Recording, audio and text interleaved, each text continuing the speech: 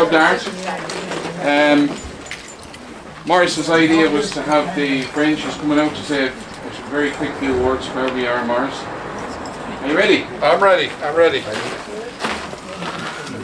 Well, good evening and welcome everybody to Club Dart. And we want to thank our host, Bernard Jennings, for allowing us the use of this great facility. And we have John McKenna here is going to do a reading. And then Kathleen Murray and Barry McKinley and Derek Coyle. Lovely. And then we'll have Tony Cochran will provide some musical entertainment. So this is all part of Fringe, Carlow Fringe Festival, Arts Festival 2022. And you're all very welcome and thank you for being here. Yeah.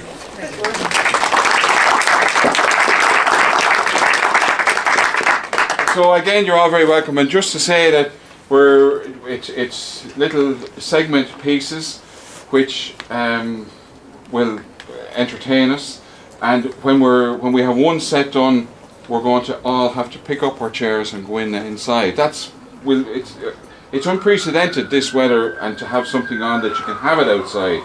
So we thank whoever it is. Anyway, so without further ado.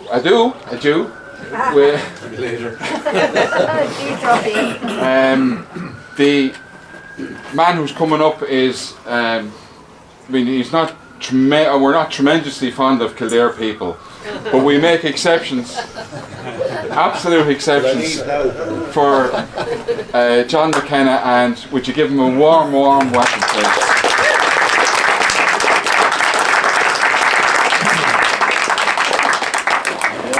Really warm welcome, isn't it? As it happens, and even if I'll do it now anyway, but I had planned to write or to read a piece that's set across the border in Castledermot. I want to dedicate this to my friend Joe Clowry, who's also from Castledermot, and you'll know why, Joe, when I get to a point close to the end. It's about 5 minutes. It's called The Gathering of Ghosts, and it is a ghost story, really, a true ghost story, but yeah, a different kind of ghost story, as you'll hear. The Gathering of Ghosts. It was a busy record shop with music blaring and an unrelated film playing on a large screen. There were staff members stocking shelves and customers coming and going, making the occasional inquiry about one artist or another. I was wandering pretty aimlessly, checking out the folk section before moving on to the other end of the shop, and the stacks of vinyl that are again part and parcel of the music business. I leafed through the reissues of albums I bought in my teens and 20s, and then, without warning, a sudden wave of sadness broke over me.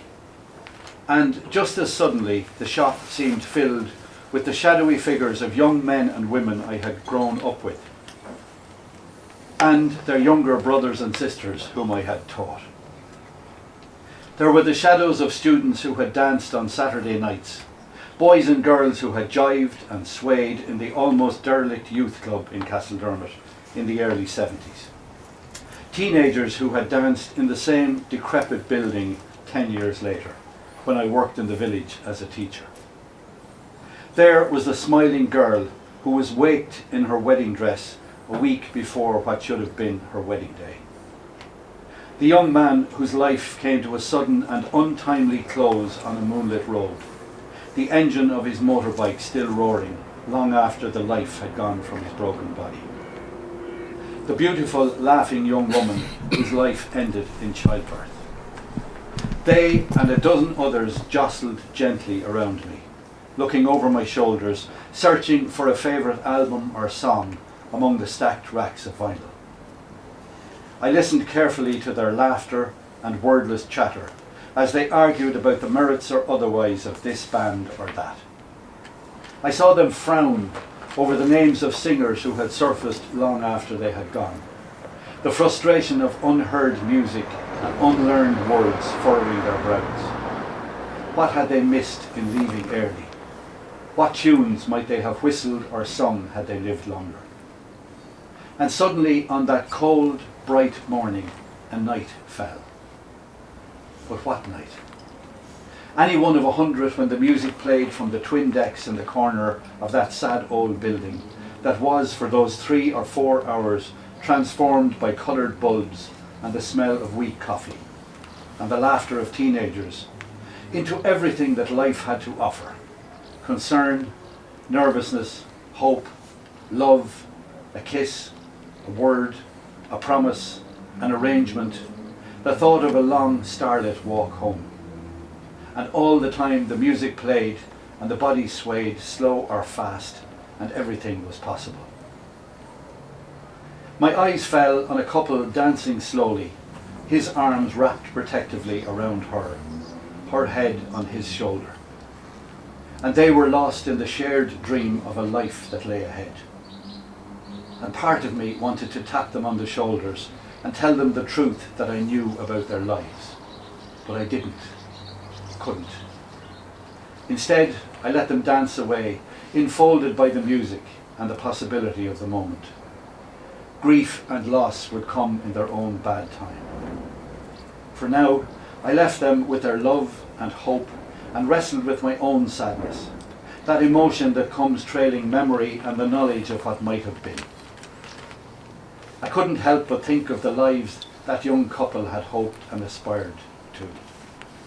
But for that time between remembering and stepping back into the real world beyond the swinging doors of the record shop, I stood and watched them dance and listened to the Poppy family singing "Which Way You Going, Billy?" and wished I could have warned them of the traps and snares that lay ahead.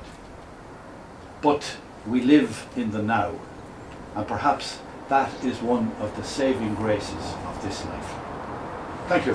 Thanks.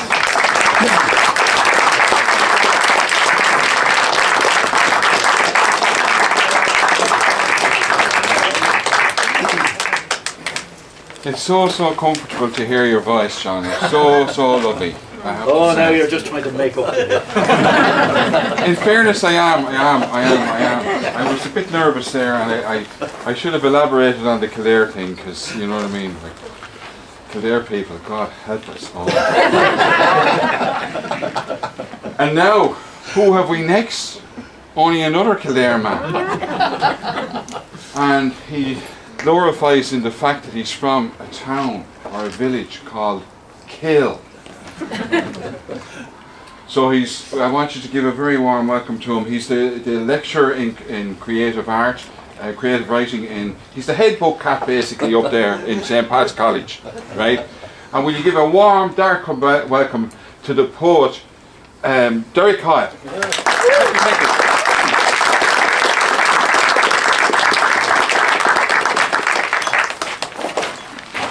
Lily Bites in a row. All I say is I'm not content. And that's probably alright. Anyway, how can I follow John McKenna and Bernard? Well, I'd be a lone poet amongst prose writers. I get the opportunity of reading some mad poems here to just haul you into poetry, I think. And I was kind of thinking, would I go down the sort of humorous, fun route, which I could do a bit of, or the way the world is right now, there's a lot of serious things going on, and would I do one or the other? And then I sort of came across what seemed like an amazing idea. Sure, I could do a mixture of both and hit both zones. So we'll start off, I think, what I hope is a slightly humorous poem, although it has this point as well. Beethoven features in my book a bit, and that's not to be highbrow or anything like that, but he did write incredibly beautiful music. And if you know anything about his life, he actually had a very, very tough life, and nothing was easy for him. Terrible indigestion. And all sorts of things, and I've read a bit about him, and I sort of thought he was heroic actually. He had heroism, which he wrote his work in very difficult circumstances, and he kept getting better and better. You know, he famously went deaf even as he was writing his most brilliant music, and he still kept at that, and I just thought that was an example to us all, really. So anyway, that's how he comes into it. One personal thing about him, he wasn't great at personal hygiene, that's all I'd say. He didn't brush his teeth too regularly, and women he was interested in did find that a little bit problematic, but anyway, that's probably just what you need to know for this poem. So anyway, although I'm from Kildare, I've written a lot of poems called Carlow poems. And this is Carlow poem number 47. When Beethoven played piano in Vienna, it was like the moon generated more heat than the sun, flashing sporadically in weird, electrifying bursts of energy. I want my poems to be like that. I take my poems on tour through places like Bohemia, Saxony, and Prussia, even though it doesn't really exist anymore. I'd be there in my mind. The only thing is, I remember to brush my teeth, use deodorant, and change my underwear regularly. It wouldn't be a case of art at all costs. Relax, I'm not that mad. When people heard Beethoven's sonatas, fugues, and symphonies, they saw butterflies hovering in the air and bats. Cats seemed to bark and lions purred. Imagine that. In Old English, the word ears meant arse. Maybe it's because they both have holes or whirls of hard flesh around them. You'll never look at an ear the same way again after you've read this poem. Whatever about an arse.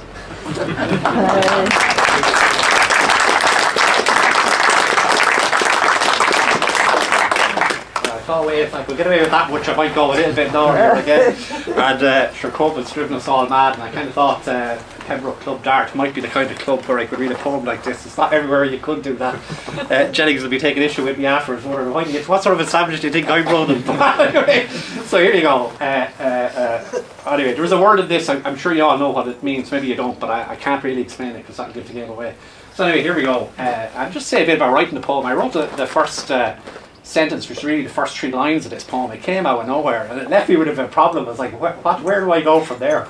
I've had to sit and think for a while, and then I really literally just wrote line after line after line, and I didn't really know where it was going. And suddenly, in one go, in Costa Coffee in Carlow, the poem kind of wrote itself. And that's not a boast or anything like that. Maybe it's an explanation for the poem, I don't know.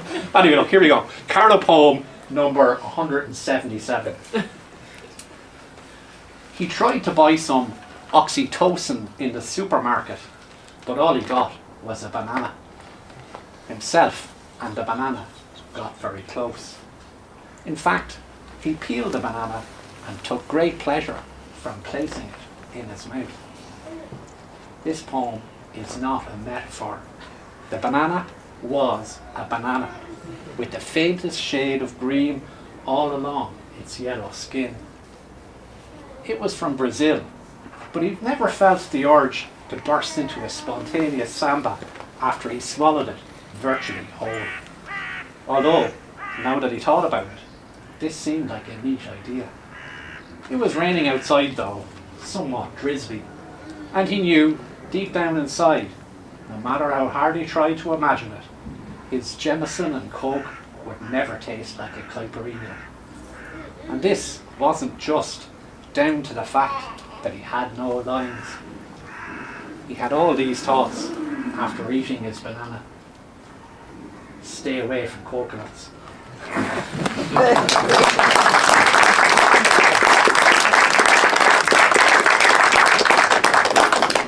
Bernard's going to be asking me a few things about that later on. But anyway, before I wrote this book, I was invited to an artistic residency in Sweden, in a very small town in the middle of Sweden called Tranås, which had loads of forests and things all around it. It's actually famous for IKEA come from that neck of the woods, all the wood for making furniture and stuff. It's kind of rather like Carlow. It's one long main street, and anyway, long story short, they're quite an artistic town. In the town hall, they had an exhibition on at the time. There was a lady had been invited to make up. She was brilliant for making these strange, weird dolls, and she was asked to do an exhibition inspired by the writing of Franz Kafka, who you may well know as a great 20th century Czech writer. And so she wrote these made these amazing dolls, and they were all around the town hall in odd places and stuff like that. And we were invited to residency, and we were asked to kind of respond to Kafka's work a little bit as well. So I was reading up on the Kafka as I went to. I hadn't read in quite a few years. So there's something Kafkaesque about this poem. I think Kafka was Jewish, and although German speaking, there's something parabolic, like parables in his stories. And I think my poem, has something of that character. And so it's a parable for our times. It's now where I get to making some sort of comment about the terrible place the world is in right now, after my initial humorous poems, I hope. So anyway, it's kind of a parable inspired by Kafka, and it's set after watching this exhibition in a town hall in Sweden, essentially. So here we go. the Kafka doll after the Christina Scance Kafka exhibition. He climbed out of the piano in the middle of the night, and given his experience of getting himself out of a tight squeeze, he had no problem squishing out under the door. He was happy to be free. Instead of running to the forest to live the life of some wild, feral creature, he headed to the centre of town, pushing himself under the bibliothèque door, which is library in Swedish. He hides there in its dark corners, furtively studying at night these strange creatures he finds himself amongst. Their law books, their history, mythology, they still seem strangers to him. What to make of them? Their conquest of their fellow creatures, elephants, horses, dogs. He could not comprehend their violence to each other.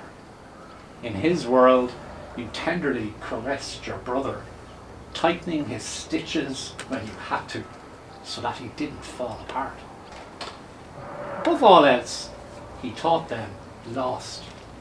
Their demagogues rattled their sabres. Here was the enemy, and there and here. The gateways that could lead them forward were hidden and more remote than they had been for some time. Many claimed this one as the way, while others pointed to another, to this one, and others still pointed to that one. The day was coming, he was sure, when he would step out from his place in the dark with all he had studied and learned, a Christ, Buddha, Krishna, and lead them, him of the blue face, faded skin, naked, soft and frayed, their gaze no longer confused, their swords lowered, their demagogues silenced. He would reveal their future. That's what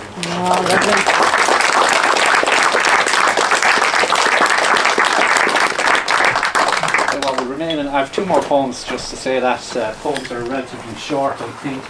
Tonight's introduction is longer to the poem than the poem itself, which is always a danger. I said, well, we'll stay in the slightly serious zone. A poem I don't get to read too often, really, a bit like the last one. And we'll end on a poem that I felt I had to read in the presence of John McKenna. Anyway, we'll explain that in a while, but here's one called The Tiger of Annam Strolls Through the Chelsea Hotel. You might know the Chelsea Hotel is a famous hotel in Chelsea, which is a district in New York.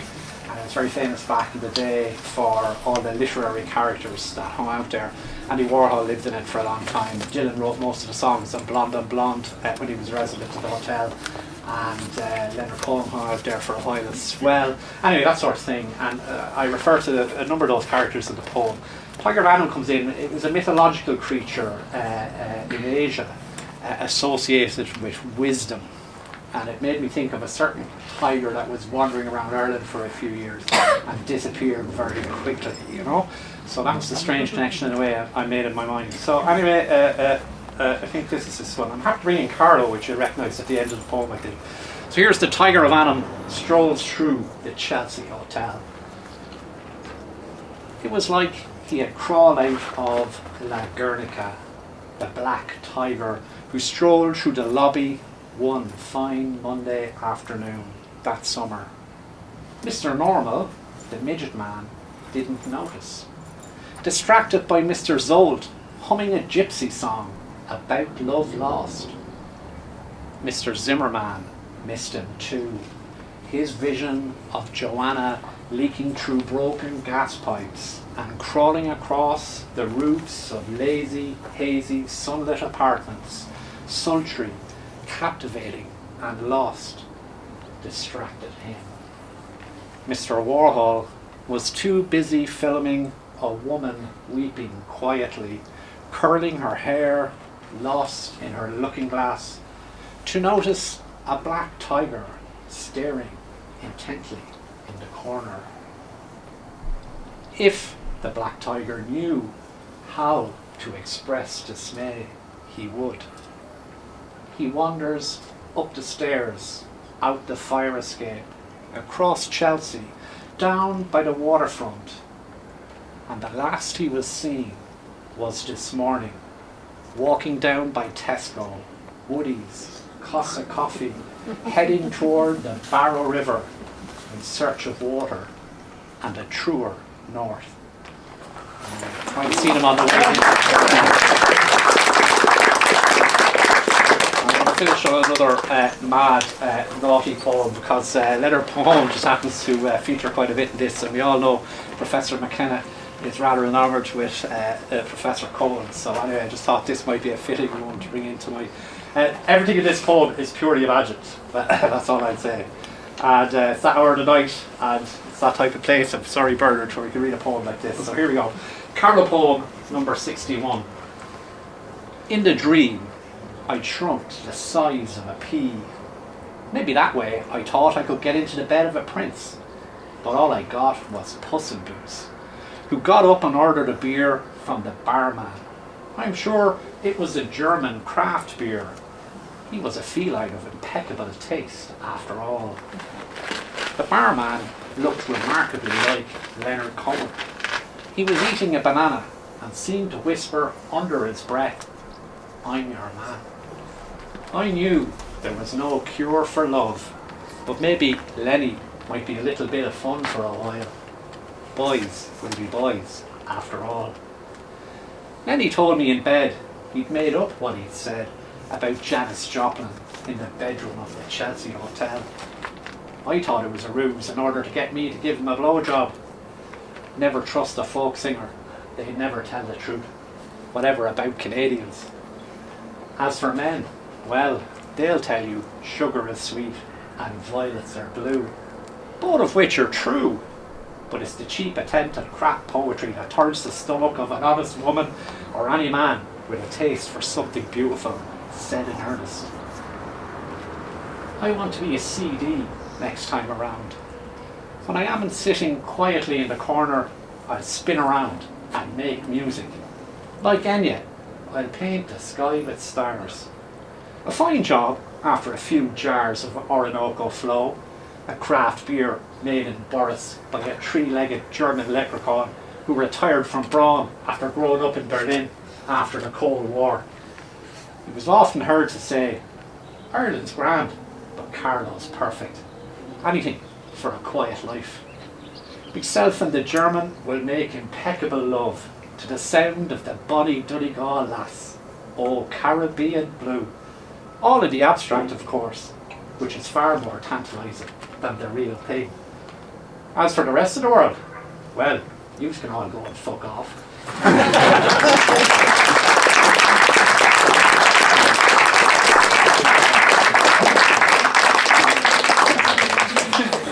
Spoken like a true there, man.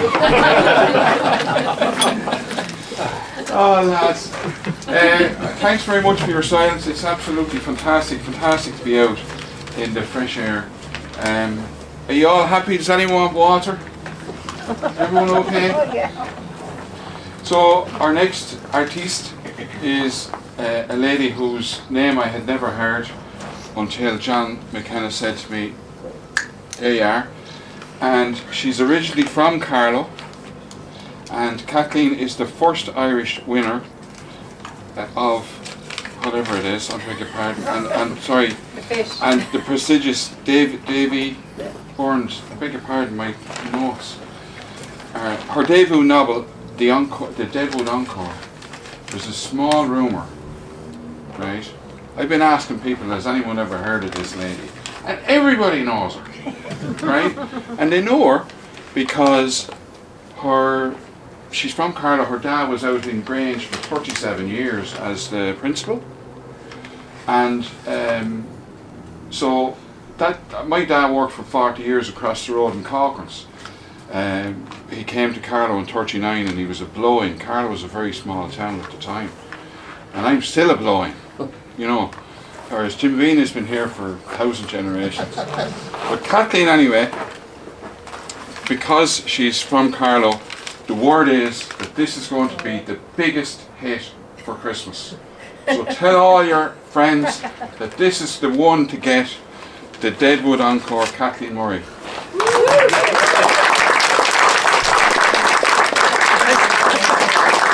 Sorry about her where it's going Thanks. So this is the book, The Deadwood Encore, and I'm just going to read a bit from the start, and it's narrated by Frank Whelan. He's a young fella. And he's the seventh son of the seventh son, so he's hoping that he's inherited the gift of healing from his father. His father's died a few years back. So anyway, I'll just read it. Okay. Tuesday afternoon, a good-looking young one with a scrawny wealth of a child arrives at our back door. "Is Mrs. Whelan here?" she asks. "No," I says. The way she's staring at me, I'm thinking I might have a blob of chicken curry on my chin or something. So I rub the chin and my nose just in case, and the young fella starts copying me. "Is she due back?" she says. It's impossible to tell with the mater. She travels to beat her own drum. It's for the cure. She stands there, adjusting her bag. The strap stretches the top off her shoulder a bit, and you can see her collarbone. There's something very even about that bone. It's actually me you're looking for," it says. And then I feel the red starting up from my neck at the thought of maybe laying hands on her. Well, not on her, but a couple of inches over whatever affliction she has. The mother is more spirit guides, tea leaves and that. Oh, well, I must have picked it up wrong. Well, I may as well give it a go since we're here. Is ringworm okay? Ringworm can be tricky enough at the best of times, and I'm still waiting for the best of times to arrive. They say by the time he was 5-year-old, my father had the full gift, and his father could drain an infection off a man with a whack of his left thumb by the age of 10. My great-grandfather didn't show any sign till his 16th birthday, and then he'd lift Lazarus from the grave. Yeah, well, if Lazarus' death had anything to do with circulatory issues, I mean. I was holding out hope for my 18th birthday, but that's come and gone nearly 2 years, and I'm only getting joy out of warts and the odd rash. It'd be easier if the Dow was still around to give me a steer.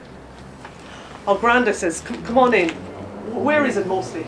We do see a lot on the stomach. Well, it's not on me, she says, giving me daggers. It's him. It's on his leg. Oh, yeah, I could do warts as well while you're here, I says, trying to make up a bit of ground. Like, if the child has any. His hands? The young lad looks up doubtfully at his mother. "Connor, show the man your hands." The boy rips his fingers through the air like a tiger. "Knock it off, Connor." He straightens them out, giving me the middle finger first, and then unfolding the others. He's dirty fingernails, and there's some kind of hangnail situation going on with the thumb, but there's no sign of a wart. Yeah, it looks all clear, though they can be dormant. "Oh, dormant warts," she says, sounding interested. "Oh yeah," I says, trying not to be too showy. It's kind of actually my thing. Like at the moment, you specialise in one area and then you expand out. Oh. Yeah, like if it was actually joints, I'd be doing knees and shoulders. Hips. Oh, hips comes out too strong, like I'm thinking about hips. Or like an ear, nose, throat fella. They're both staring at me. And my mind says, shut the fuck up. But my mouth says, well you do have to see what emerges. Like what comes out over time. I mean, every generation is different, so you never know. You probably heard of my dad, Billy Whelan. He was well known for digestive stuff, skin afflictions or general pain relief. Like a bit of everything, really. I mean, there's a lot looking now for immune system stuff nowadays, and that's actually a new field. I mean, in a way. There was always, it was hay fever and stuff. Warts, she goes. Yeah, I says. All warts, she says. Yeah. Gentle. Oh, what the fuck? She gives me the hairy eyeball. Language, please. And she nods at the young fella who's pulling a scab off his elbow. Well, that's not really my thing, I says. Well, she says, it's nobody's thing when you think of it. So the ringworm cure? I direct her towards the sitting room, for our kitchen can be in any state. She indicates an area, the back of the kid's knee. I put my hand out and I hover it, and I close my eyes. Usually I think of football scores or I calculate the odds of something happening. But today I remember this one time when I asked the dad if there was special words inside his head when he was given the cure. He laughed, but he didn't say what the real prayer is. He just started to sing.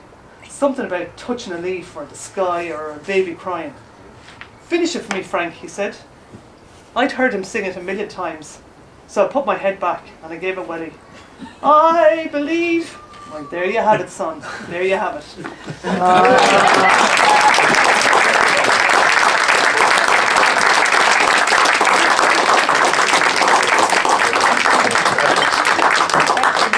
Fair play to you. The rafter says it all. Well done. Is Tony Corcoran there, please? He's about to give us a quick flick on the guitar. Tony.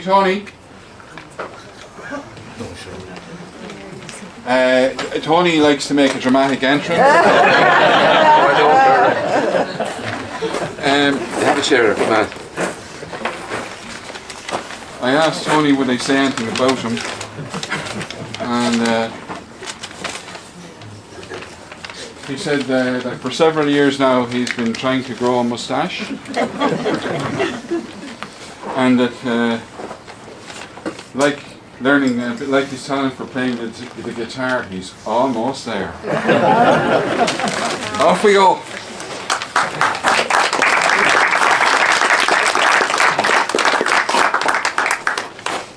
Thanks, Bernard, for that.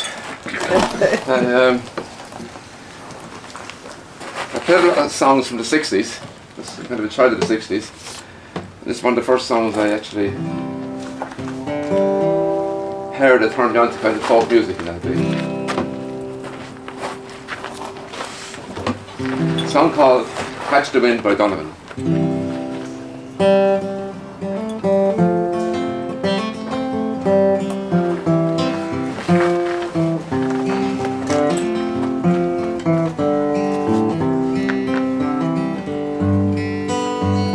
Chilly hours and minutes of uncertainty, I want to be in the warm hold of your loving mind, to feel you all around me and to take your hand along the sand. But I may as well try and catch the wind. When sundown pales the sky, I want to hide a while behind your smile, and everywhere I look, your eyes I find. For me to love you now would be the sweetest thing, it would make me sing. But I may as well try and catch the wind.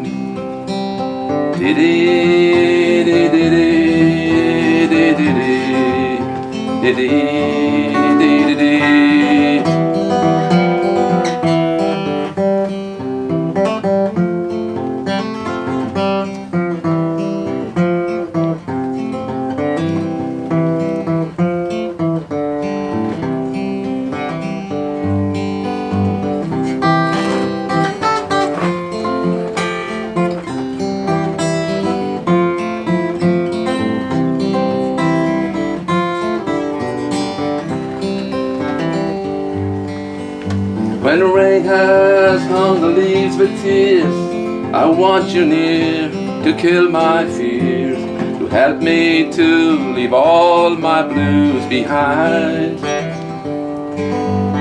For standing in your heart, where I want to be, long to be.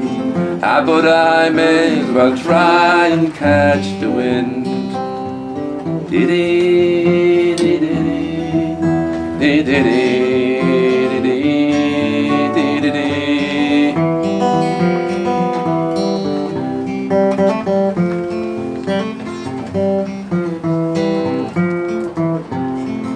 But I may as well try and catch the wind.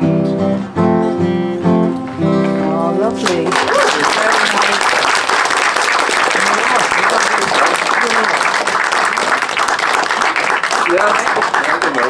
Slight change of plan, he's just going to do one more and then we have Senor Barry.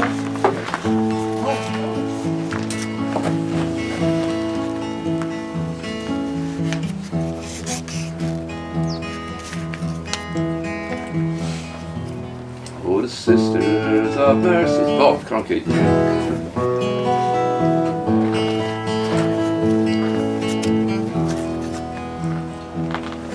Oh, the sisters of mercy, they are not departed or gone. They were waiting for me when I thought that I just can't go on. And they gave me their comfort, later gave me their song.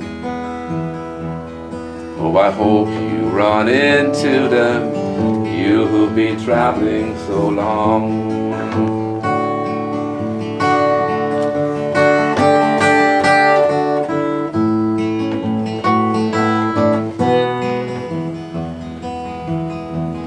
Yes, you who must leave everything you cannot control. It begins with your family, but soon it comes round to your soul. Well, I've been where you're hanging, and I think I can see how you're pinned. When you're not feeling holy, your loneliness shows that you've sinned.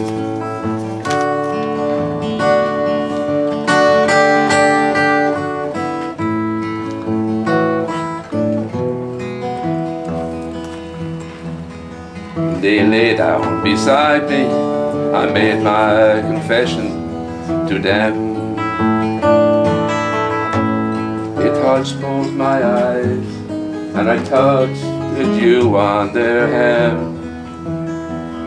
If your life is a leaf, as its seasons tear off and condemn, they will bind you with love that is graceful and clean as the stem.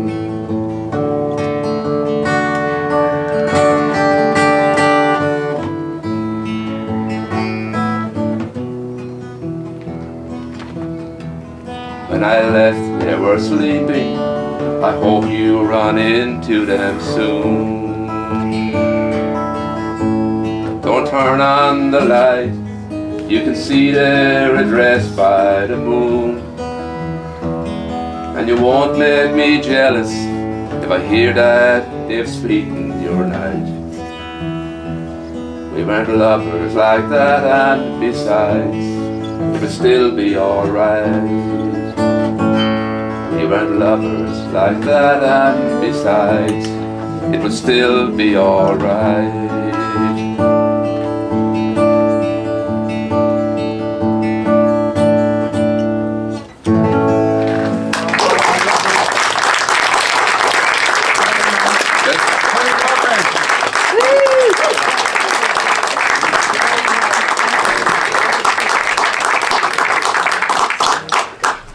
So it seems funny to be saying that was a lovely Leonard Cohen song, and then to be saying we're going to have Barry McKinley. Yeah. So Barry, he won an award for the best new play, Elysium, Nevada, and I've seen Smallbox Psychosis, and I've read this book, A Ton of Malice, and I don't read that many books because it takes me about a year to read a book, but I read Barry's in double quick time, because it was the funniest book I had read for a long, long time. Ooh, that's and good. That's That's a good that's me. recommendation. That's me. And the reason it's so funny to me, I don't know why. I'm hoping it's because that I know some of the characters that he's describing in the book, and he pictures them so well, and like he captures them. So if you'd give a warm Club Dark welcome to Mr. Barry McKinley.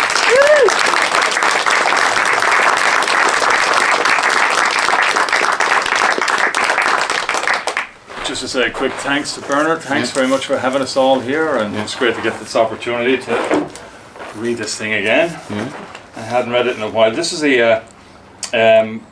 just to give you some background, in 1979 I worked in Thompson's, and just prior to that I actually worked at the end of Pembroke for a French mining company that was quite controversial at the time. It was a uranium prospecting company, and I went from there to work for British Nuclear Fuels Limited in London. And I went from earning £19 a week in Thompson's to earning £60 a day in London, and I went absolutely apeshit. So I did all the wrong things. And anyway, this chapter is called Dogs, and it'll become apparent fairly quickly why it got its title. And I think it runs around 11 or 12 minutes, and if it's getting dark or we have a sudden thunderstorm, just cut me off. Monday, August 27th, 1979. 3 years ago, Nicky Darcy was in a seminary. There are different accounts as to why he never made it to Holy Orders, but the one I like best is the one he dispenses himself. I broke a blackboard over a priest's back. Why? Because I like the sound it made. Everything about Nicky Darcy is 2 sizes too big. His hair is a wild mane, a rope unravelled and dipped in teak oil. The gold hoop earrings swinging from his lobes are heavier than stirrups. His shoulders are wider than doorways, and doorknobs get lost in his fist. Plus, he's crazy. It's as if someone has taken 2 lunatics and rolled them into one. The psychosis shines in his eyes when he swaggers on the King's Road or Oxford Street. His madness cuts a path through pedestrians so that he never has to break his stride. Nicky travels with an associate known as the Madra. He's a sleepy-eyed hippie who soaks up porter like a man-sized sponge. Nicky and the Madra commute regularly to Berlin, Paris and Amsterdam, yet they never appear in public bearing luggage. Their movements are secret. They sleep in the long grass or crash in a houseboat squat on the Amstel River. They are dealers of dangerous substances. I meet them in a small pub in Fulham. 3 middle-aged men, illuminated like Apollo controllers at Cape Canaveral, sit at the bar and watch television. We take our drinks to the lounge area where a video game flicks a square dot against a wall of bricks. It's like watching sperm attacking an ovum. We sit in an alcove beneath a framed Union Jack inscribed, "To Jerry the Landlord, O.C., from the boys of First Para." The Madra keeps looking at his watch. "We have a midnight bus to catch," he says. Nicky asks me, probably in jest, whether I would like to join them, but I tell him I would prefer to sleep on a mattress stuffed with live rats, which, come to think of it, is probably what you would get in a Dutch riverboat. The conversation, mostly conducted by the Madra, is about people back home in the rainy town. Stragglers and misfits, pricks in the bramble bush of life. "Remember Big Paul?" he asked. "He rode his bike into the river. He thought he could cycle on water. You know, it was a Jesus thing." Even Jesus didn't try it on a bicycle, I say. The Madra drones on for a while and then falls silent. He goes to the jukebox and lights it up with a 10-penny piece. "The House of the Rising Sun" bawls out from the big speaker behind the metal grill. "I love this song," he says. The whine of the Vox Continental and Eric Burden's immensely annoying squeal combine to fill the bar with an echo of falsetto regret. The Madra plays imaginary piano keys on the beer-wet table, and the 3 men on their stools swivel as one to show their disapproval. Halfway through the first wailing chorus, Jerry the Landlord comes out from behind the counter, reaches to the back of the machine and turns down the volume, way down. "Hey, I was listening to that," says the Madra. "There are men here at this counter," says Jerry the Landlord, returning to his spot behind the taps. "Men." I look towards the 3 men at the bar and realise something I should have caught before. They are all ex-soldiers, as is Jerry the Landlord. Nicky produces a brown pill bottle from the flapped pocket of his Wrangler jacket. "Take a free sample," he says, and pass it back. The bottle is old and discoloured, the name of the original patient and pharmacy scratched away. Benzodrine from the 1950s, antique narcotics. I take 2 pills and swallow. The Madra talks about a cat he owned, called Fursuit, an animal the size of a small stuffed sofa with eyes as big as saucers. "The women cuddled him first and then they cuddled me. I was nothing without that cat. He got me into bed with ladies who wouldn't have normally touched me." "A pussy magnet," I suggest. The Madra laughs. "You're a dry bastard," he says, slapping me on the knee. The Queen appears on the TV screen, reading a prepared speech. Her lips tremble with emotion and we pay no attention. Then the Madra barks. "Ruff!" Now I've heard he does this, that he just can't help himself. Jerry the Landlord bangs a glass ashtray on the counter. "Ruff!" goes the Madra. Jerry the landlord looks up at the television queen and silently promises loyal protection. The three ex-soldiers turn on their stools and sizzle like revolving chunks of kebab meat. But they are no longer young, no longer the regimented boys from Aden and Suez. They have become nothing more than mechanisms for sucking the cancer out of untipped cigarettes. Only in their dreams will they ever fight again. The TV cuts to wreckage on an Irish beach. A plum chap from the BBC talks about a bomb in Sligo, and I hear the name Mountbatten mentioned. Cut to the Queen, a tear in her eye for the loss of her cousin. "Ruff!" shouts the Madra, and he almost seems embarrassed by the fact he can't stop. Jerry the landlord approaches, enraged. "You three, time to leave." "It isn't closing time," says the Madra. "For you," says Jerry, "it is." Ice forms around Nicky's eyes. He looks at Jerry the landlord and says, "We're not going anywhere." "You're leaving here right now." Nicky's eyes glitter in amusement. The three old soldiers inflate themselves inside their Oxfam jackets, but all they really want is peace in our time. "I'm going to count to 3. "Don't do that," says Nicky. "You just look foolish when we're still here." "Oh, you think you're funny, do you, mate?" Nicky doesn't move. I remember seeing him in a fight back in Ireland. It was like watching a ballet where people got hurt. "Right," says Jerry the landlord. "Get out of here now." The Madra looks nervous, but Nicky puts his hands behind his head like a man preparing for slumber. To reinforce the image, he leans back and closes his eyes. Jerry the landlord goes to the door of the closed-in staircase, bangs it with his fist, and in the upstairs distance, something stirs. Not something human, something claw-footed and heavy-boned. It moves quickly over linoleum flooring and, when it reaches the stairs, comes tumbling down like a careless delivery of lumber. It hurls itself against the door, scratching and yelping. Jerry the landlord turns to us. A lusty beam of victory lights up his face. "You want a dog? I'll give you a dog." The claws rip at the woodwork, pulling nails and knots from the planking. The Queen puts down her prepared speech, crumples it into a ball and tosses it over her shoulder. This may be another one of those dire moments when British firepower triumphs over the pure guts of a lesser nation. This might be the battles of Crécy, Blenheim and Waterloo rolled into one. Nicky opens his eyes and something dangerous awakens, something deadly, instantly recognised by the old soldiers. The dog barking intensifies. Jerry the landlord puts his hand on the brass knob and starts to twist. The howling grows louder. "Will you leave, or must we let out the dog?" purrs the Queen. Nicky stands, slowly, and Jerry the landlord is surprised by the height, width and sheer muscle of this Pat, this psycho Pat. His hand trembles on the knob as he turns it another few degrees. Nicky reaches down, plucks up the three-legged stool from the floor and holds it up by one leg. He looks straight through Jerry and into the Queen's watery eyes and says, "Let out the fucking dog." Suddenly, I love this giant of a man. Let out the fucking dog.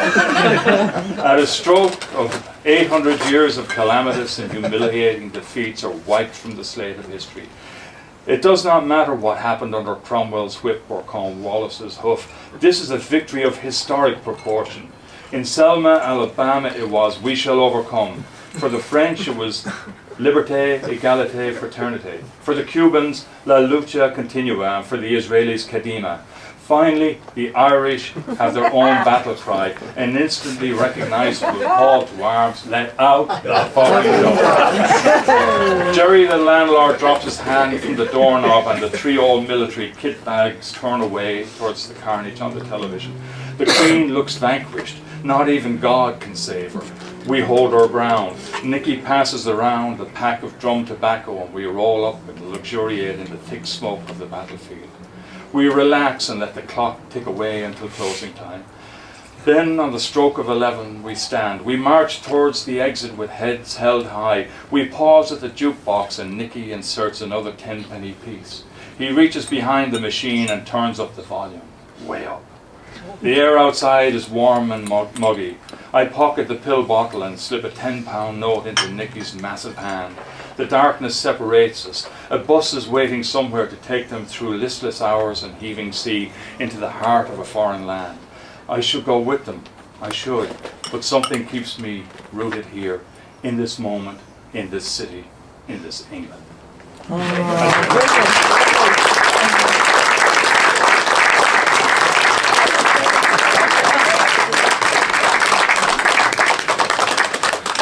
As I like to say, he's the second best writer in Carlow.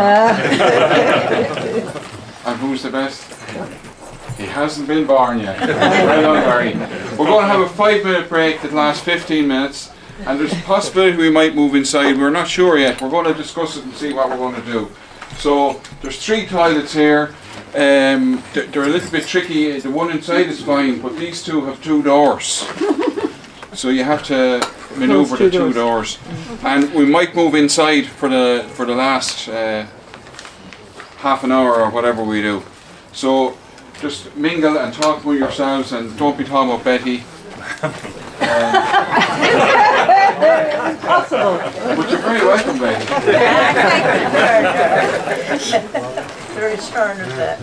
So thanks very much for coming, and a big applause for yourself after Barry McKinley. I'll sit there at the back.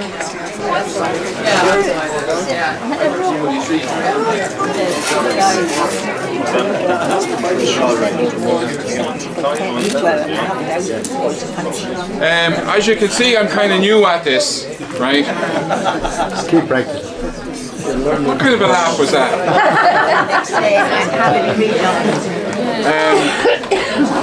But a joke aside, I'm making it up as we go along. This is the Dart Club.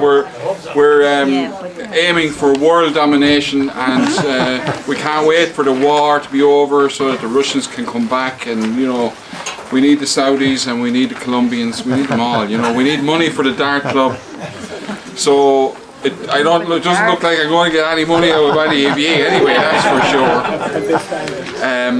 But joking aside, there's a man here who I've known him for 1,000 years, and he's going to read a small excerpt from a book, which is, he told me and all, Ireland, small town Ireland, and it's a memoir of Tullow, and it's Mr. Peter O'Connor, and will you give him the best of Dart Club thank you.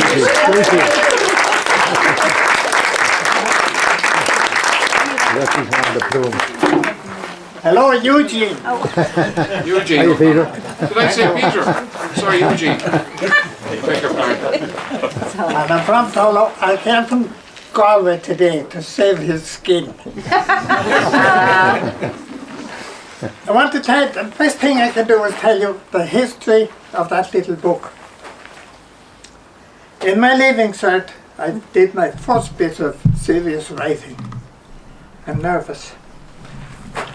My Latin teacher gave me a desperate report. One word. Helpless.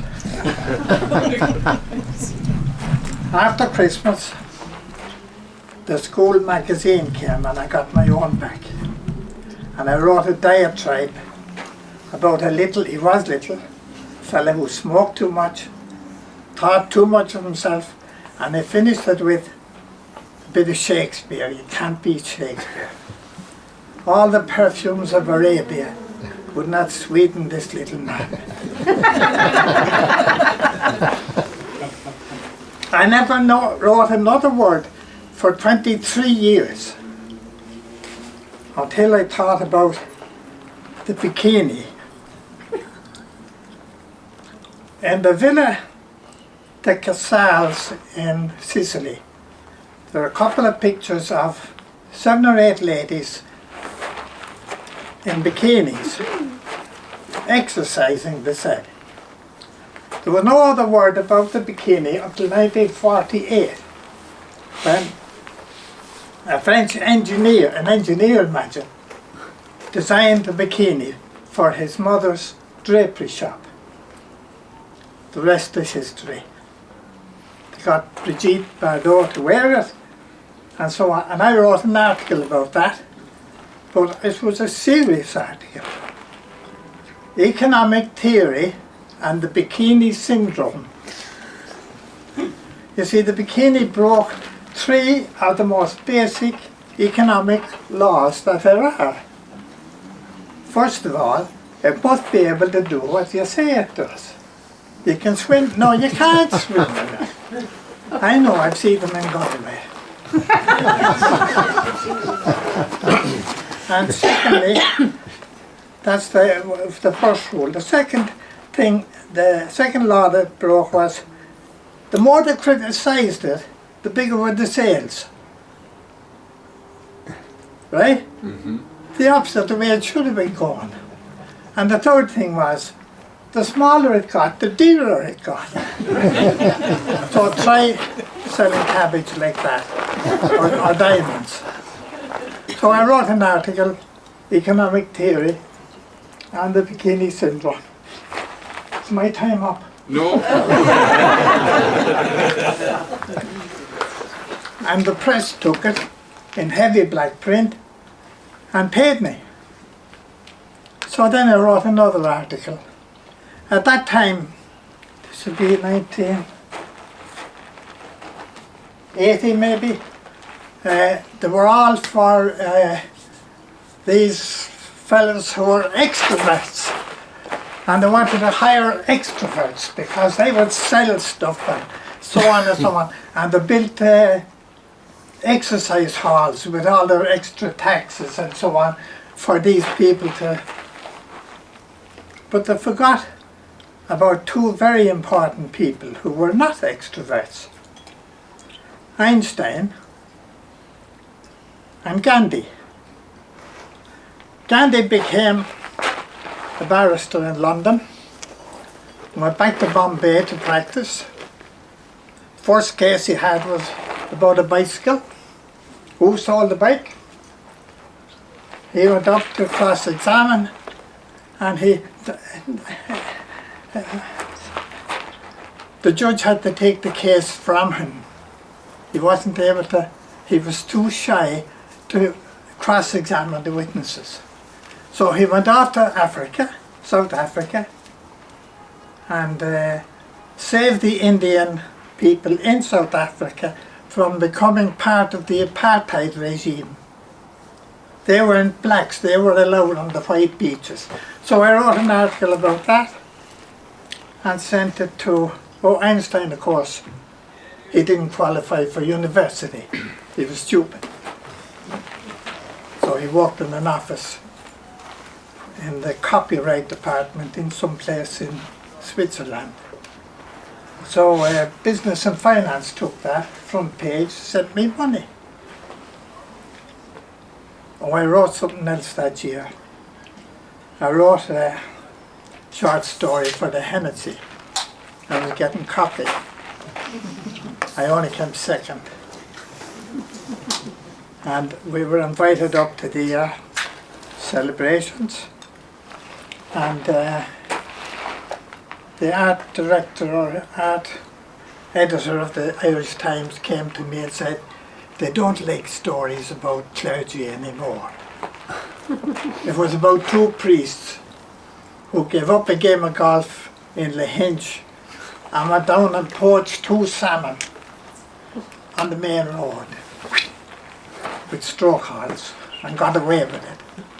And one of the perpetrators told me only a few months ago, he didn't realise at the time that the superintendent's house overlooked the bridge in Lahinch where the dirty deed was done. By the way, there's a whole lot of stuff about poaching and so on and this, and about we'll call her Vanessa, who went poaching with her father. She used to hold the light. It's illegal to have a light near a river. Did you know that? It is illegal. Or to throw stones in. Yeah? They get the jail for it. So Vanessa went with her daddy. I asked her, how many salmon did you have in the bath? She said, I don't know, 11 or 12. And Father so-and-so, the priest came along, and he was given a salmon. And could I have one for my dear sister? And he got another one. And then the sergeant came along, and he was offered a salmon. And could I have one for my dear, dear mother? and he got the second one. And that's what used to go on. It's all in there, right? Where was I? You were in Tullow. Or I got second in the Hennessy Hall Yeah. because there were two clergy in it. And you know who they gave the prize? The daughter of an archbishop. Good enough for you. That was 1980. I didn't write another word till 2 years ago, when the Irish Times started a series of articles on family fortunes. Family. That's my cost. And, Prompter. they took 3 articles from me. The igloo, about when we built an igloo in our garden in Carlow in 1947. And the year I had to stay home from school and bind the shop and learn how to cook and learn how to use Bisto. You know, if you don't do it right, it ends up a whole lot of blobs. And it takes a long time to get all those blobs out of the stew. And so I had another one about winter. There's an old Russian proverb. In summer we all suffer, right? Yeah. In winter, only the poor suffer. Right? And that's about it. Yeah. Oh no! Oh, I forgot to tell you. A friend of mine rang. Is it peculiar, the sort of things that turn up in little towns? A friend of mine rang, said, I have people here from Germany, they've been all over Ireland, 5-star, they want to see a real Irish pub. So we discussed the Dying Cow. Did you ever hear the Dying Cow? Yeah. Yeah, well I found it once by accident. I would not be able to find it in night, in darkness. So we decided we'd go to the Fleece. And he wanted us to come because he didn't want to be talking to Germans all night. So we arrived early. The party arrived. Allard van Rohr and his wife Ruth and the gentleman and Alec Toomey. Do you remember the Apple Man?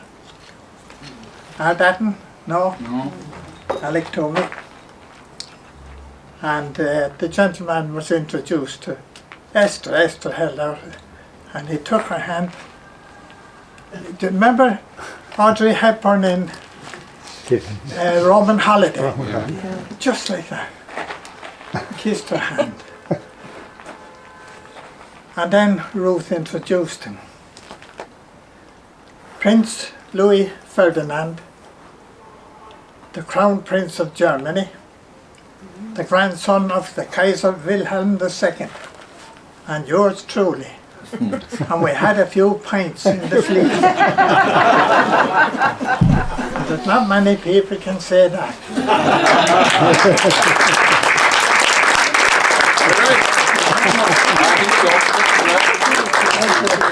Now, Peter, sorry, Eugene O'Connor. What did I say, Peter? Eugene O'Connor.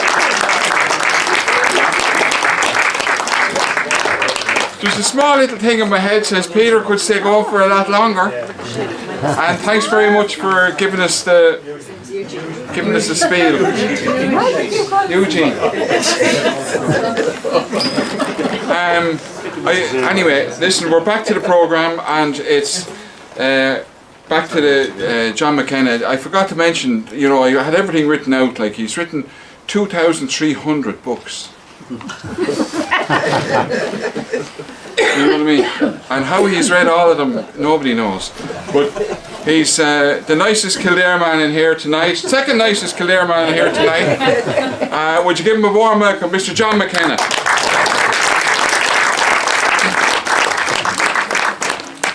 Thank you.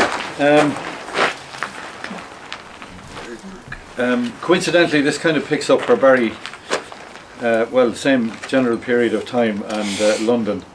I had planned to read it anyway, so it fits in. It's called The Holyhead Train. The last week of August 1975, my friend Richie and myself are on the train to Holyhead. It's a Friday afternoon and we're planning to catch the night boat back to Ireland. The end of another summer spent working in the Royal Court Hotel in Sloane Square, London. A summer of reading Leonard Cohen's poetry and Salinger's Raise High the Roof Beams Carpenters.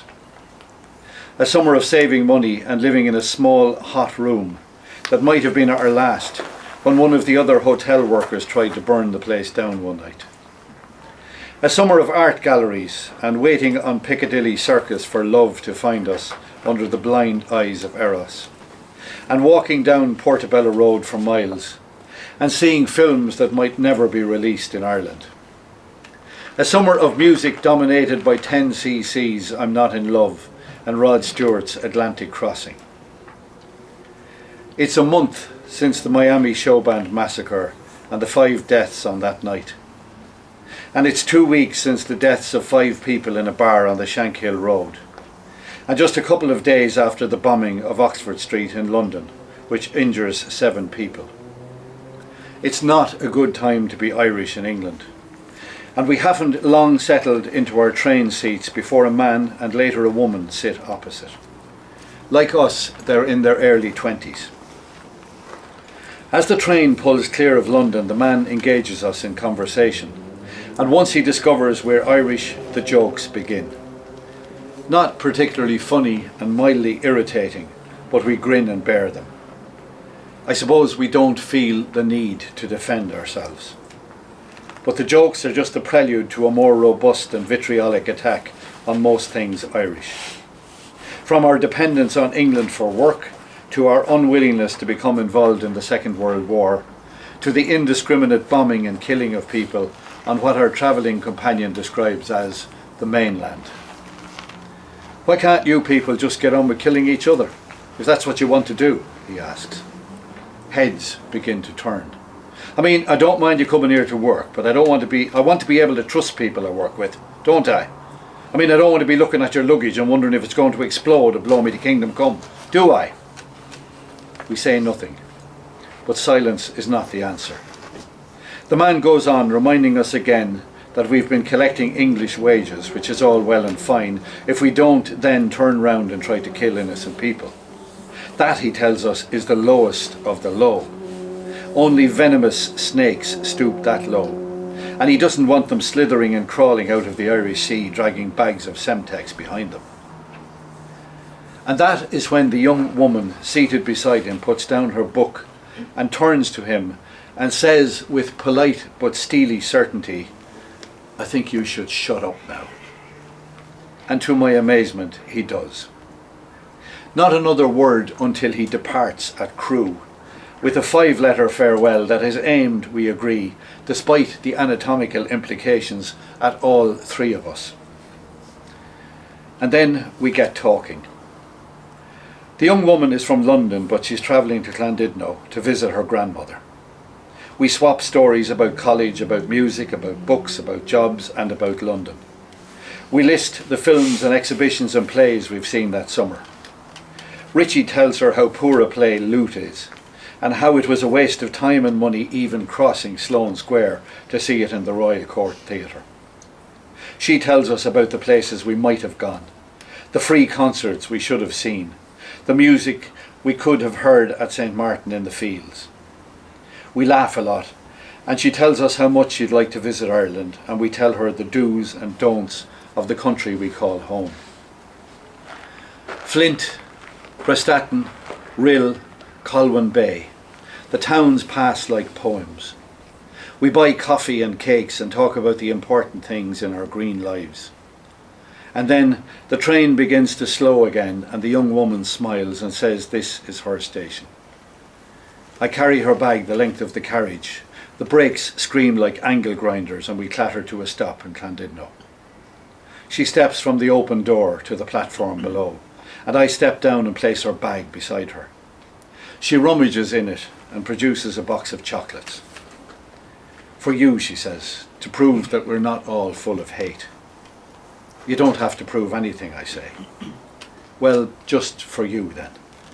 She smiles a very gentle smile, seems about to speak again and then hesitates.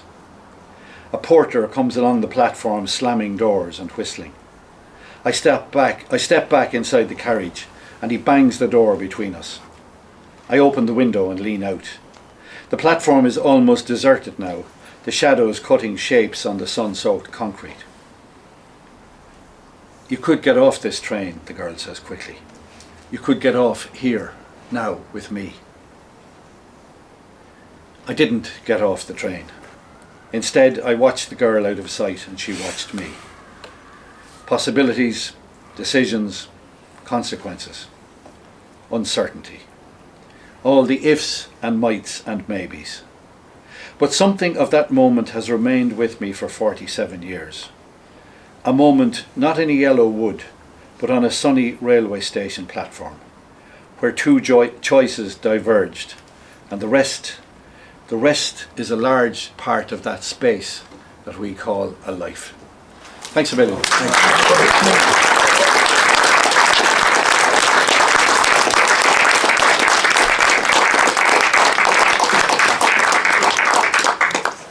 Jesus, well done, John. All I can say is it's from my point of view, it's hard to take it all in. These are a fantastic audience. It's just lovely to be here, and it's a lovely moment. And now we're going to get another old feckin' Kildare man again, Mr. Derry Kyle. He's the head book cat up there in St. Pat's College. Would you give him a warm welcome, please?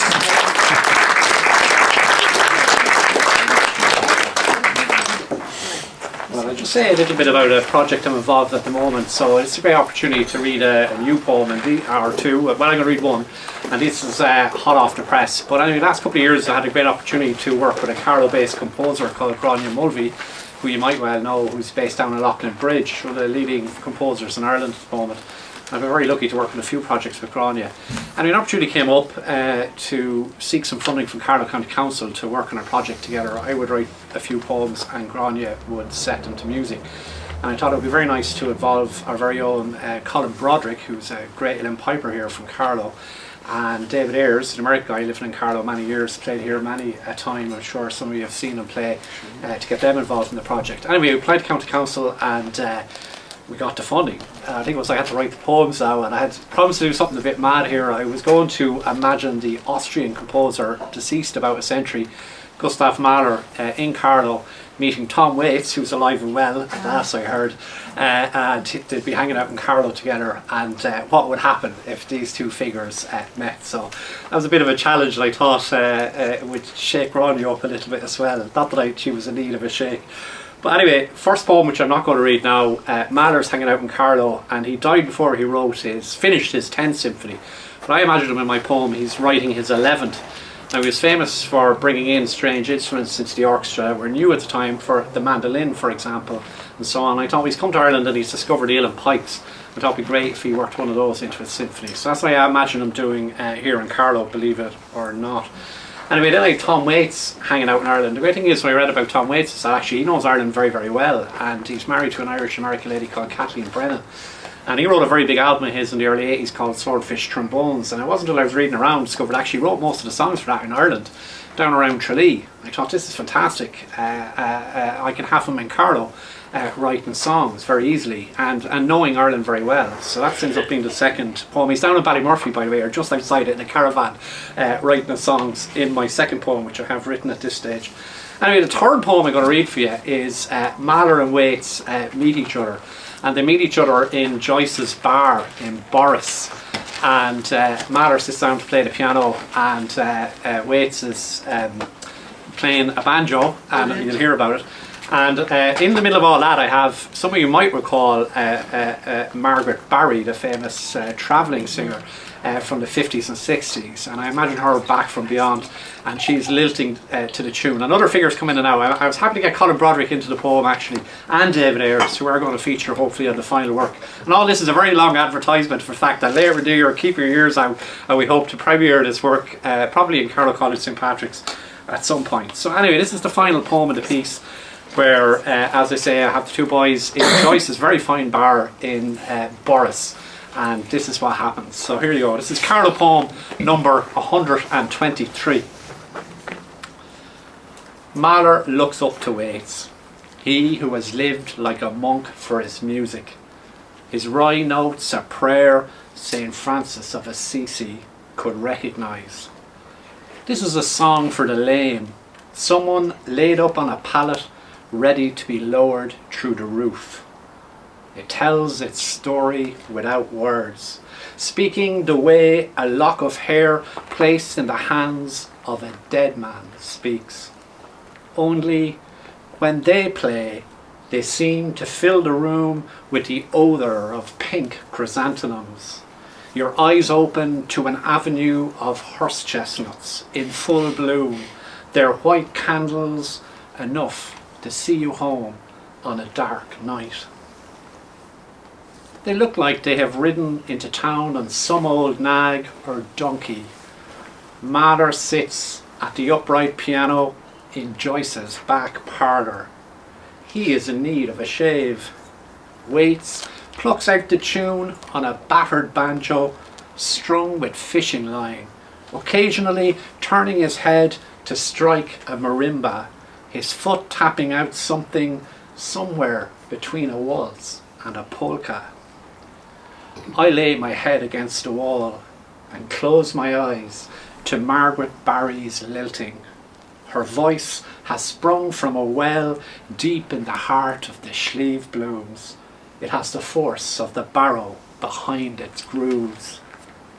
It is like they are weaving the dreams of men and women, and the dogs and the cats, into an enduring wallpaper lit by a setting sun, like you'd see in an old bar or the entrance hallway of a great house.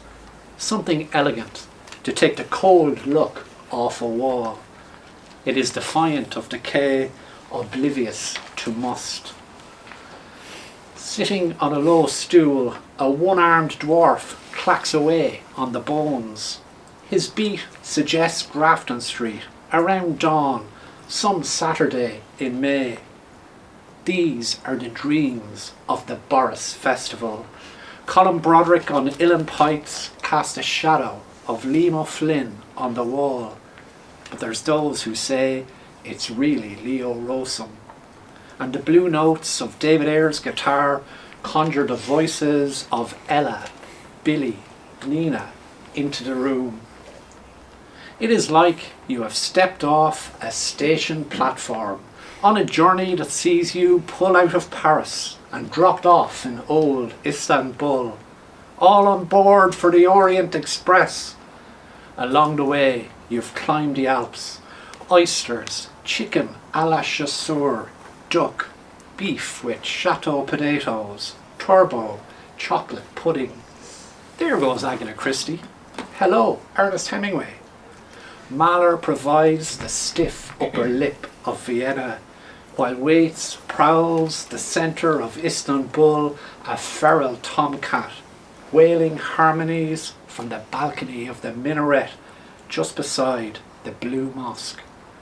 This is a prayer, but it sounds like the grass growing, leading us away from the cold, technical dream we've been pursuing, dropping musical notes like sweet treats in a forest, calling out to us to Barna and Tinnahinch, Knockahona, Derry Davy, Coolnakiran, Ballyglasheen, Cloneygoose.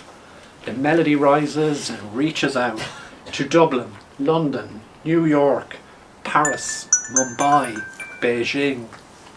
It is then the night falls. Thanks very much. Very good.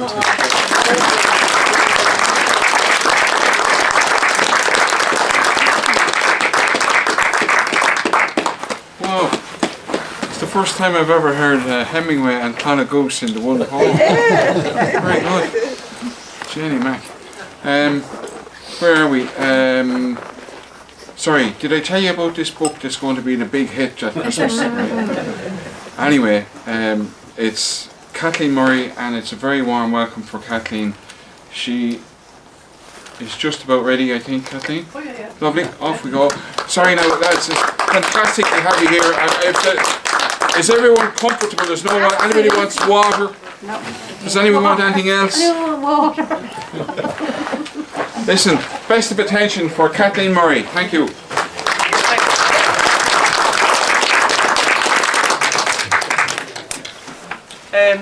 In the book is narrated mostly by Frank, who's, as I say, a young fella.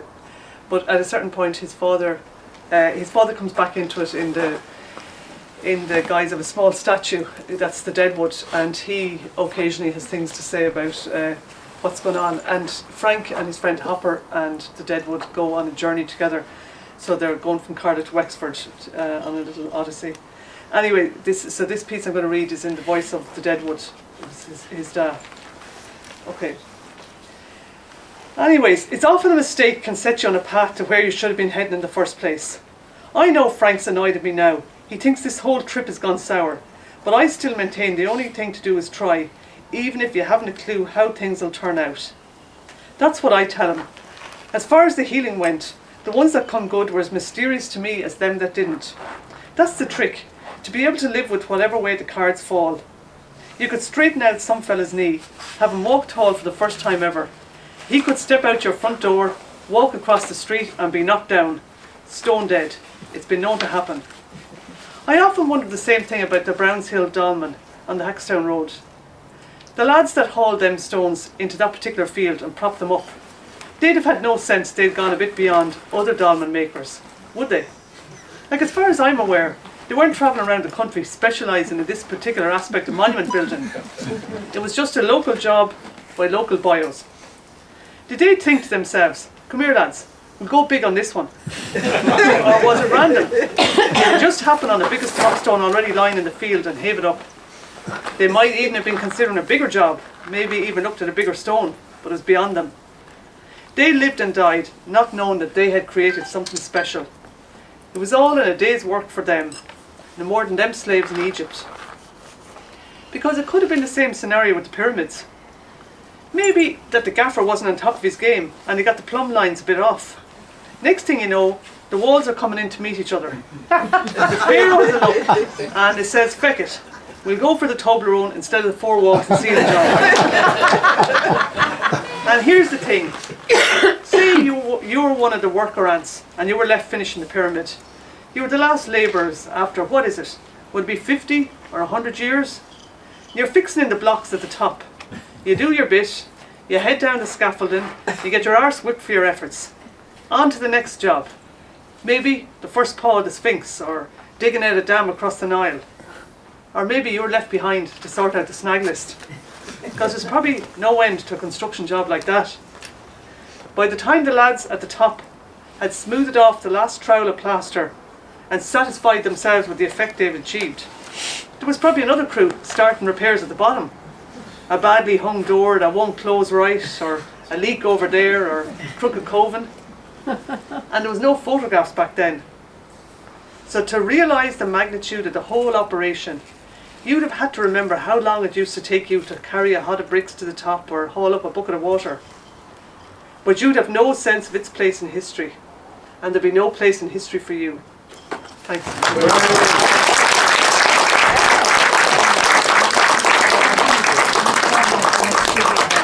Tony Cocker.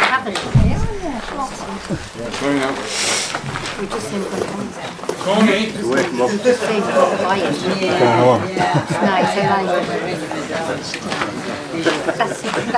I'm going to make a very slight, unscheduled executive decision. I'm going to sing, and Tony can feck off on himself. Jesus, if I could only find it.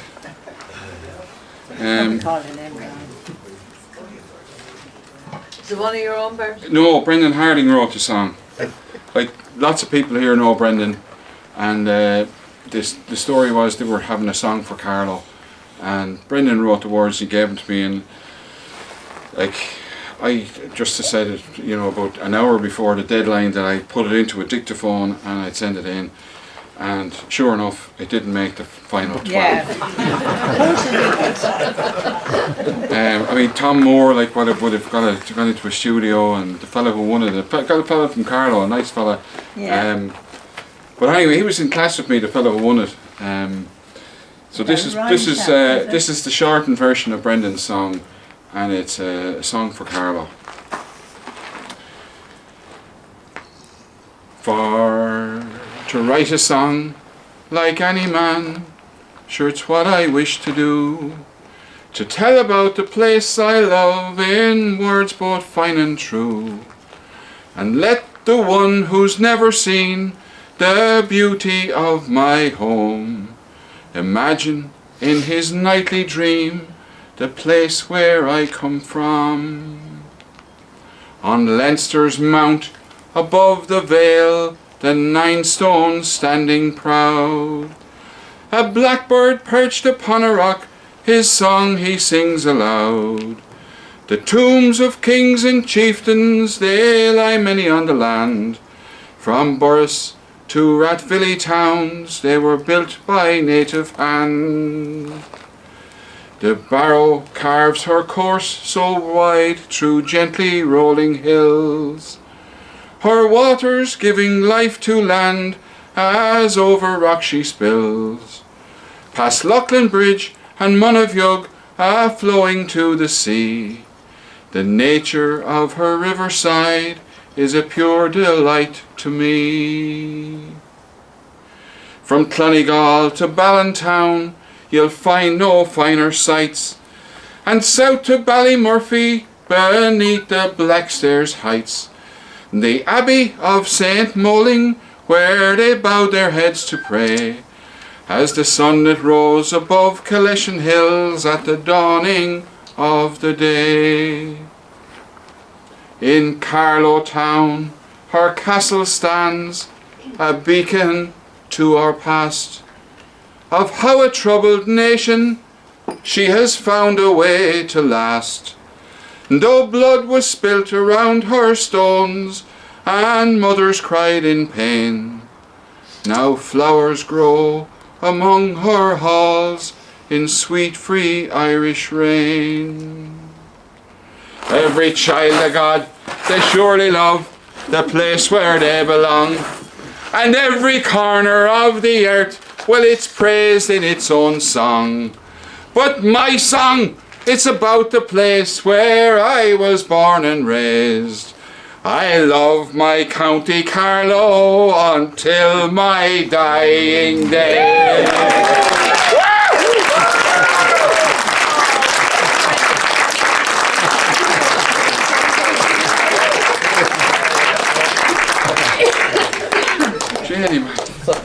Anyway, as Mick Purcell would say right now, fire! And there's only one man to follow it, and he's our last guest tonight. He entertained us with his book. It's for sale here.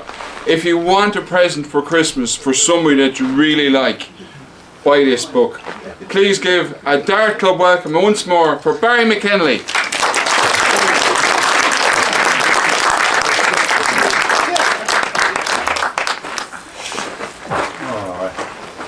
This is from a book that's a work in progress, and it predates A Ton of Malice. It's instead of being set in 1979, it's set in the summer of 1976, which was a summer not unlike what we have here right now. And actually, just as it's not connected with the story, but in 1976 I worked in the Agricultural Institute in Carlow, and I had a job counting blades of grass, and which sounds insane, and but it wasn't quite totally nuts. It was, I had to walk out into a field with a metal square, throw it on the ground, dig within that square, take up all the grass, count it one at a time, or count it into bags, get it weighed, all the rest, and I did that for the entire summer of 1976, so it probably accounts for a lot of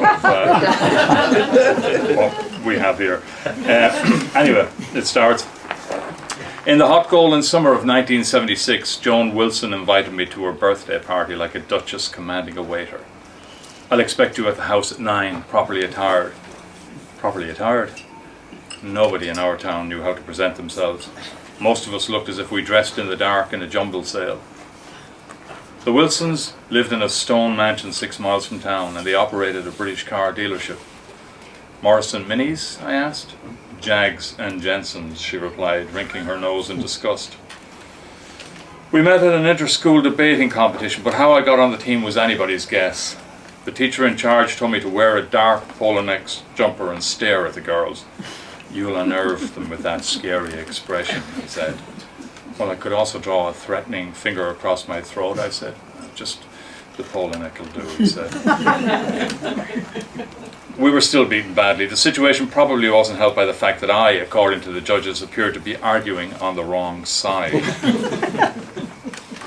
Anyway, when I arrived at the Wilsons' house, I found that the overspill from the driveway ran about 100 yards down the road in each direction. Jaguars, MGs, Spitfires, and even a Bentley. It was a who's who of cars that wouldn't start on a frosty morning. Fortunately, parking would not be an issue for me because I had arrived on a borrowed Honda 50. Pure class. In its day, the Honda 50 was a much maligned creature, the butt of many jokes. What do you call that big thing that dangles between a culture's legs? That sort of stuff. But as a means of economical transport, it was hard to beat. I zipped in past the cars lining the driveway and parked between the rose bushes. What is that? A posh teenager sitting on the steps asked, pointing at the Honda. Well, I said, imagine a Triumph and a Norton got together to have a baby, and things didn't work out. This is the abortion. From the back garden, the music was loud and pathetic. Helen Reddy and the Carpenters, followed by Status Quo. Inspired by the latter, groups of old farts and cardigans jumped up and danced like dogs who had just learned to stand on their hind legs. Lights flashed and lit up a DJ with mushy features who pointed a finger in my direction. New arrival, what do you want to hear? He asked. Silence, I said. Some of the older women wore evening dresses with slits up the side, revealing legs as sharp and skinny as letter openers. Their husbands or boyfriends drank whiskey and exchanged derogatory comments about Japanese cars. I mean, what the fuck is a Corolla? Oh, it's a Jap name for a fucking heart attack. With my 3 years of Latin, in case anyone is asking, I might have told them that Corolla translated as little crown, or it could describe a circle of petals, a vaginal image, and an interesting contrast to the flaccid British cock cars parked outside. There was no sign of Joan, but I guess she was off somewhere grooming a pony or polishing a hockey stick. She didn't interest me that much. The girl was too confused and indecisive. You could tell just by looking into her eyes that she'd marry the wrong man and then spend the rest of her life fucking his best friend. Hi there, said a blonde girl in a pale blue dress. You look lost. She lifted her head, or tilted her head as she spoke. I'm Joan's cousin, Deirdre. I tilted my head and said, it's a pleasure to meet you. Deirdre looked me up and down and came to a swift conclusion. You're not her type. Is that your Honda 50 at the front of the house? That is indeed my steed. Care to come for a ride? I wouldn't be caught dead on it. And I wouldn't want a corpse as a passenger, I said. They have a tendency to fall off. Deirdre bit on a fingernail and tried to think of something clever, but nothing came. The connection between us fizzled like a cigarette butt tossed in a puddle. She turned and disappeared into the crowd, and it was clear I would never see her again. Once alone, I found a quiet corner in the garden where I could smoke a joint. As I slipped under the cover of a flowering laburnum, the poisonous pollen dropped from the golden chain of blossoms.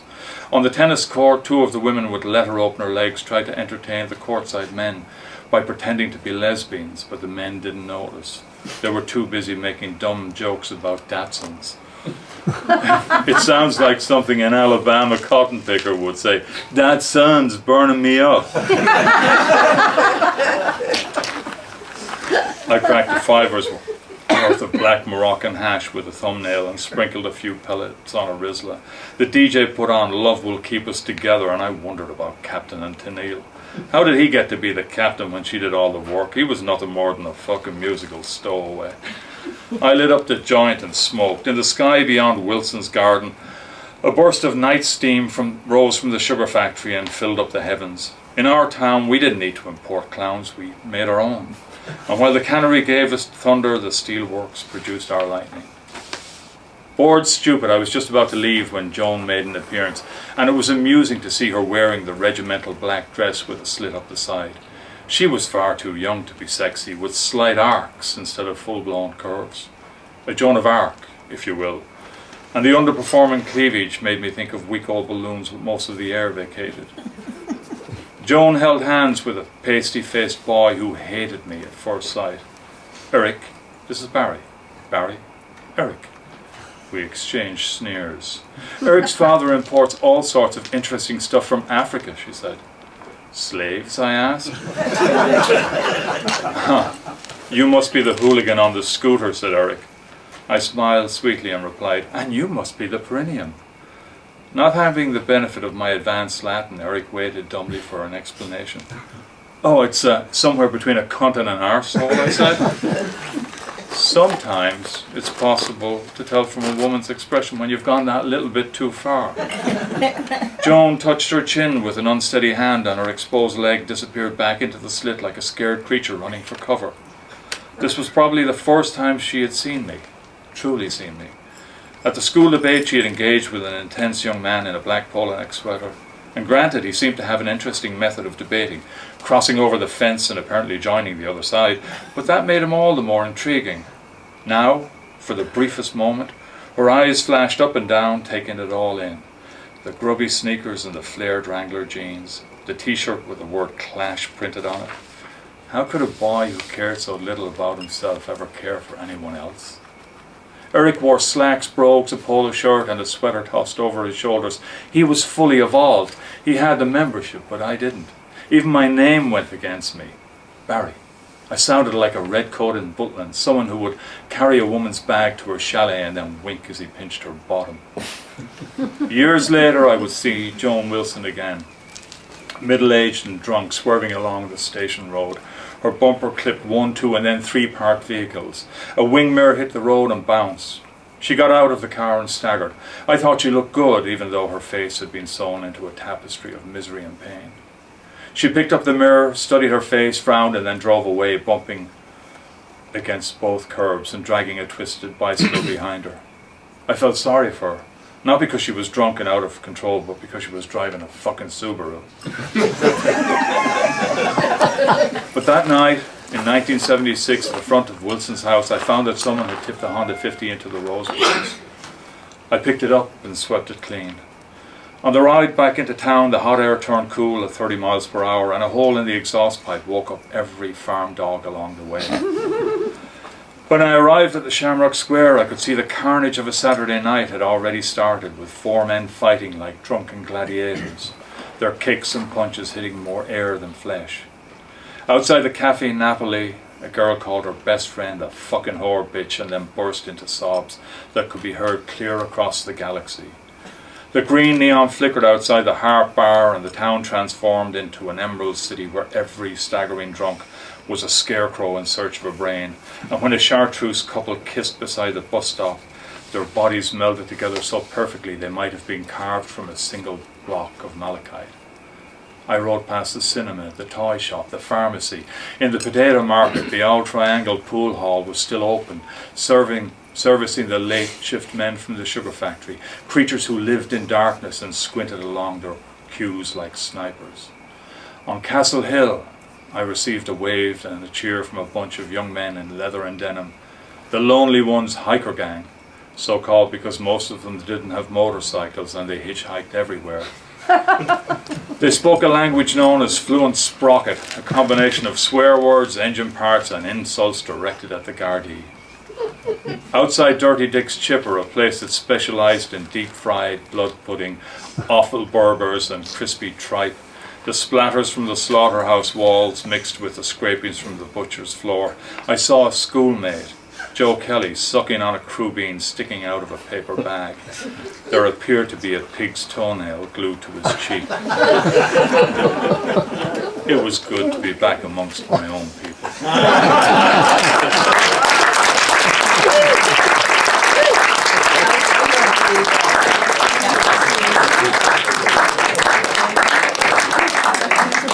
But the thing I like about Barry McKinley is he's not kidding. That's fantastic. That's Madeline's just after saying we all remember the place you're describing. Lads, I have absolutely enjoyed myself tremendously, and I've hopefully had the responsibility of doing a fantastic job as MC. Come on, John! But this is the first night. I never realised through the lockdown that people would have to get used to going out again, and it seems to be the case that people literally we have to learn to go out again. And isn't it fantastic that we have a great learning session here tonight? And I hope we have many more of them and many more artists of singing and music and everything. So thank you for coming, and safe home. I've turned on that light again now in a second, and I'm just thrilled that the night has gone so well, and thanks very much. Thank you.